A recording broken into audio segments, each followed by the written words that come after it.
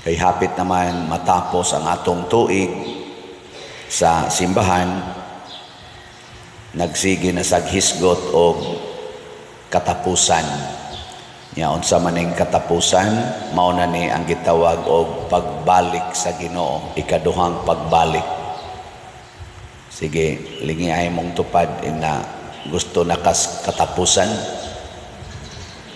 Na gusto na ka sa katapusan. Nagayuban, di mulingi kay kulbaan. Ang gisulti ni Jesus nga ang mga tao kuno inigabot na sa katapusan, pariha kunos nahitabo sa panahon ni Noe, panahon ni Lot. Unsa may gibuhat sa mga tao, nagpadayon sa ilang normal nga mga buluhaton, magminyuay, mangaon, manguma, magnegosyo, anang normal, tukod og balay, ana. Nya nikalit ko og abot ang katapusan. Ngilad ba ang pagtukod og balay? Ngilad ba ang pagpanguma? Ngilad ba ang pagminyuay? Ngilad ba ang pagtigom og kwarta? Pagnegosyo? Dili. Yang anong gihisgutan man ni Kristo tungod kay dunay ngilad dinhi. Unsa may ngilad? Kana bang ma-focus na ta niining mga butang nga gikinahanglan sa atong lawas, mga butang kalibutanon, nya malimot na ta sa sunod. Daghan maro mga tao nga na-focus sa iyang balay. Ang iya na lang yung importante, ang iyang balay. Hasta ganing iyang silingan, dili na importante para niya. Ang balay ragid niya mo importante. Iyang kuralon, iyang panindoton, wa na siya magunahuna nga sa iyang pagkural, di na kaagi hapit ang iyang silingan. Wa siya pakialam, anak. Daghang kayo nga nagsigig tigom og pagkaon, siging kaon. Ang importante ragid niya nga makakaon siya o ang iyang pamilya. Wagi siya maglili-li siyang silingan o nakakaon pa ba? Nagani tingali sa iyang pagsigig tigom anang paras pagkaon, anang kwarta, nangurakot na siya. Iyan ang gipangkuha ang mga budget unta para sa iyang mga isig katao. Tungod lang kay siya mo'y nakapabor, kay naglingkod sa panudlanan, halakuha gyud maayo. Imbis unta to ang tumong anang maong kwarta, i-distribute nga to tanan, halakuha gyud. Mao na rin ilang giawayan diha sa ato mga politicians. Giunsa paggamit kuno ang pundo ng bayan. Ana. Tungod lang kay ako'y pare, halatan ng kulikta ako gini, ana. Di man nangilad. Pero kung di na kumutanaw sa akong isikatao, mao na naingilad. Ngilinga imong tupad. Ing pila ka slot imong napalit. Na pila na ka slot. Kapila ka magpalit og slot kada semana. Unsa man ang atong slots para sa kaayuhan sa tanan. SBF dag, nagtukod tag kumbento para sa parokya, niya napatay bayronon para na sa ato mga contractors nga nagsweldo sad niadtong nagtrabaho diha, gani na human na kasagarang trabaho, nagsweldo, wa pa na sila nato mabayri completely, kay wa pa masad mahurot og kahalin atong SBF dag. Pila pa ni atong palitonon, napay 16,349 ka slots nga SBF dag, tag 500 pesos. Niya 43,651 ang atong halin. Sod na ni sa hapit mo duha ka tuig o sa katuig og tunga nga pamaligya, 43,651 pa atong halin, napay 16,349.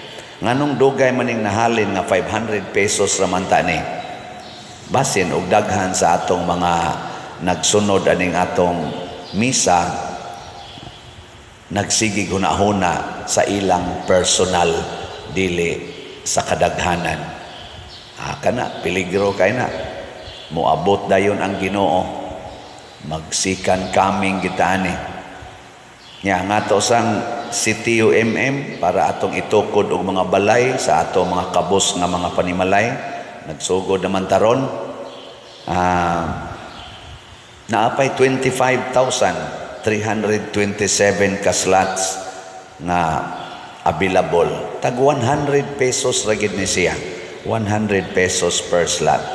Ang atong halin almost pila na ni ka kuan, August man siguro to ni nato gisugdan. September, October, November, December, November, tulo ka buwan. Arang-arang kusog-kusog ang halin tingali ani. Nanay 44,673 ka slots. 600 pesos. Pwede ra gid nato paliton kada semana kung naghuna-huna ta para sa atong isig ka tawo. Pila ra gunang 600 imong kuhaon gikan sa imong income nga nagminimum sa kag mga 12,000 ang buwan, 3,000 ang semana, kuhaan nimo 600. Ana kasos pader din ang magani paigo ibayad sa utang. Ayaw bayri ang utang. Palit lang dire. Ikaw niya pa dir ikiha niya ko papriso lang.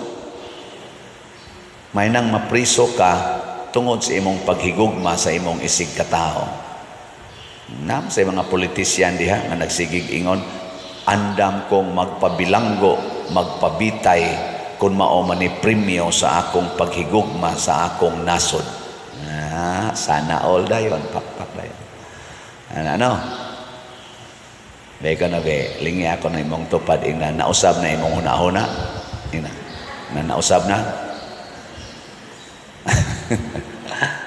Oy, wa mausab.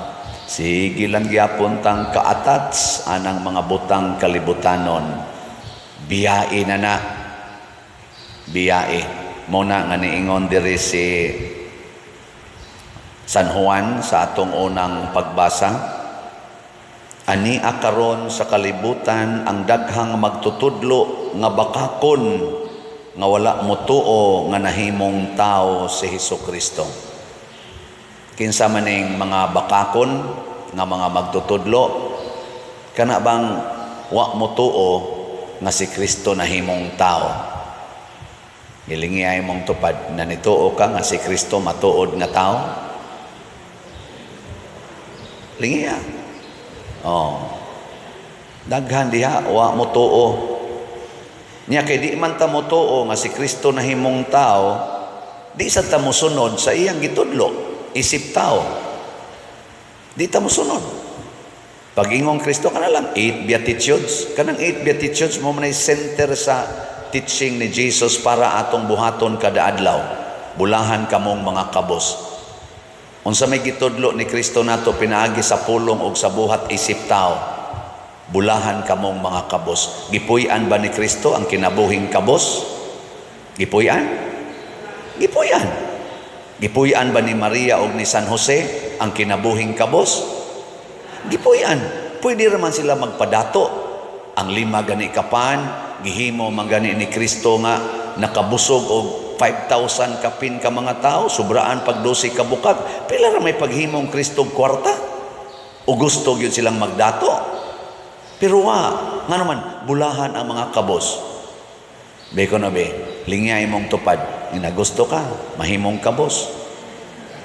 Sige. Yaw sa doy, lisod kay na. Unya si Kristo man ka ang atong magtutudlo. Si Kristo man ka ang kamatuoran. Si Kristo man ka ang dalan.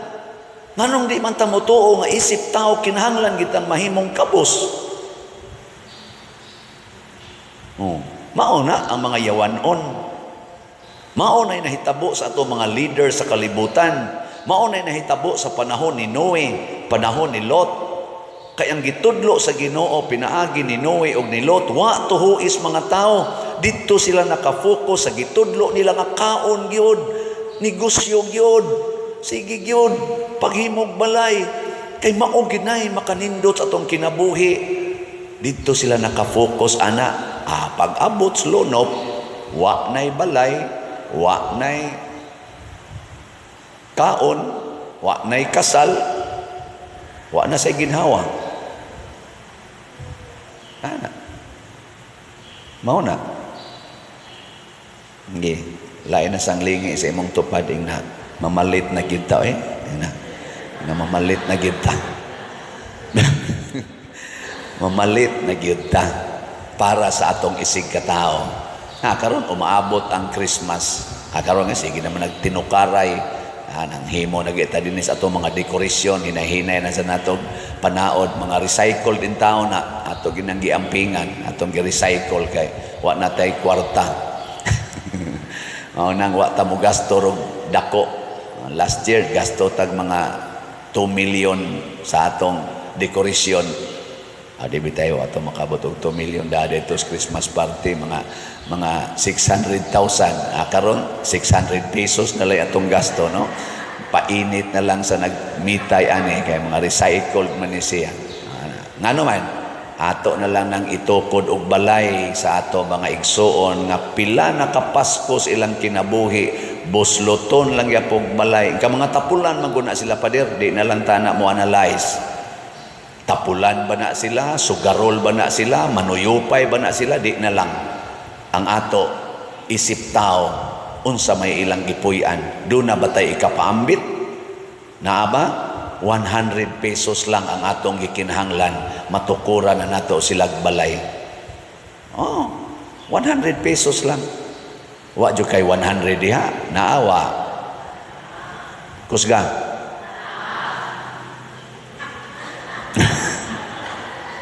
Mao na niingon diri ang atong tubag sa Salmo, bulahan sila nga nagatuman sa balaod sa Ginoo. Ang balaod sa Ginoo mga igsoon, dili balaod sa tao. Nindot unta nga ang balaod sa tao musubay sa balaod sa Ginoo. Ug unsa may balaod sa Ginoo, sentro kay niya ang gugma. Ug unsa may gugma, hikalinti ang imong kaugalingon, sigurua ang imong gihigugma. Unsa may statement ana ni Jesus, love your neighbor as yourself. Love your neighbor as yourself. Unsa may kasagaran natong gugma karon, love yourself before your neighbor. And if your neighbor strive to take away what is for yourself, then fight for that. Fight for your right. And if your rights are in conflict, then kill each other. Destroy each other. Mao na naroon hitabo sa atong mga leaders dinis atong nasod. Siging away, gatanaw sa pika side niya, sigig yung atake sa one side niya, di asay pikas nga ilang kontra muhisgot sa pika side. Ngano wa na lang gid tan-awa ang both sides niya, ila ding ingon, let us find the truth. Well, thumbs up ta ana. Help us to find the truth. Yes. Pero tanawa ang both sides. Ang sa may both sides sa truth. The negative and the positive. Truth hurts. Ilingi ay mong tupad. Nindot bang iyang kilay? Nindot? Nindot? Sige. Nindot. Ya, truth ka na. Wa ka na'y gisagol diha nga pintal-pintal. And it hurts nga namakak di ay ka nga imo dayong giguba ang kamatuoran o imong gisapawan sa dili tinuod. Sakit. Muna gitawag ito waxing the truth. Waxing ba? Tangan mo wax. Kana kilay pa lang na gamay kay ng aspituha na miligro ng ato mga pagbati diha. How much more og moingon ko kumusta mang imong binuhatan ron? Sige yung truth, kamong mga bana, truth yung ka inyong gibuhat. Nga ang negative o positive sa inyong asawa, inyong yung gihigugma, Basig ang positive ras inyong asawa, ang inyong gihigugma mga bana. Unya ang negative, imo da yung isalikway, nya ilisan nimo ditong positive sa silingan. Abi kay ang imong asawa, rice terraces naman ang kilid. Di naman madaghap yun, magsige na maglubak-lubak, mura makagmahog sa kanya. Gusto makatong-katong anak gyud, ang anak ba anak. Nya tuwa masilingan. Adto ka mo hapyod sa silingan kanimo inindot. Ni adto ka sa imong asawa magpalaba sa imong bulingon, magsigi og pahapyod, adto ka sa imong asawa magpalungag, ana. Pero tuwa ka sa silingan nga ana kay imong asawa ana. Masabay na ana.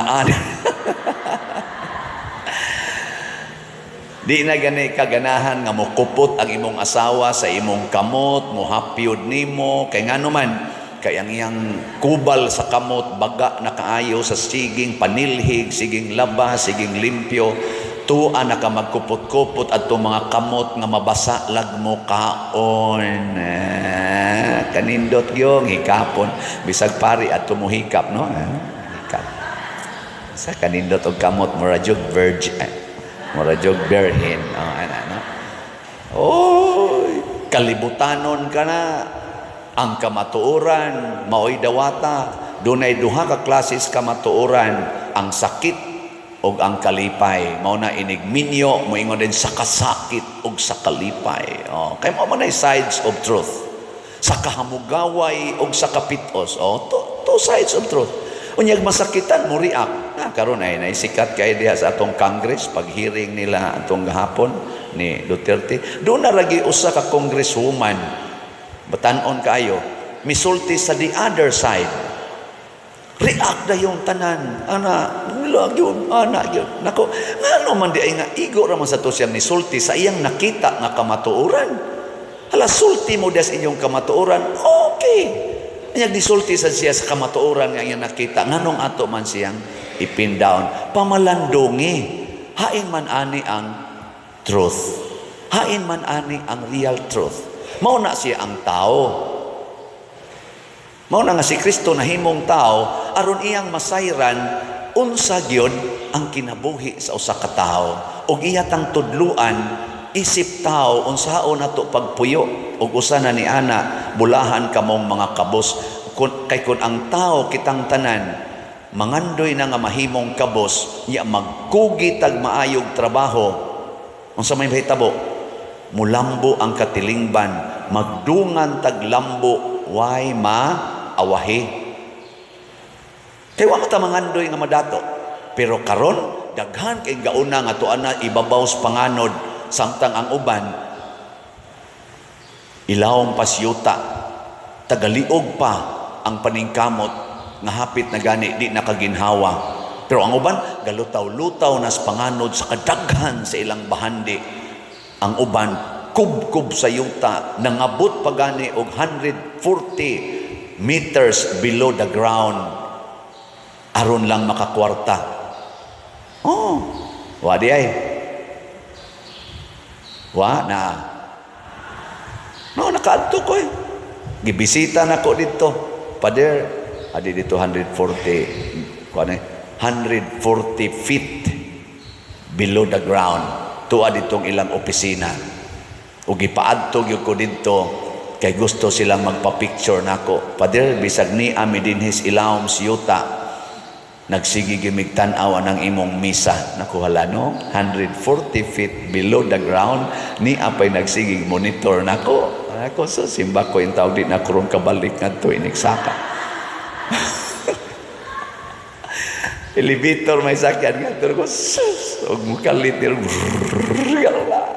lubong na daan lubong na daan pero naningkamot sila tuwa sila dito aron lang gid in town makakwarta samtang ang uban galingkod sa ilang dako kay bahandi nga bilyon-bilyon na wa gyoy problema nganong ingon man anak ka disbalansi ang kalibutan tungod kay wa ta magtuman sa gitudlo ni Kristo bulahan kamong mga kabos ndot kay na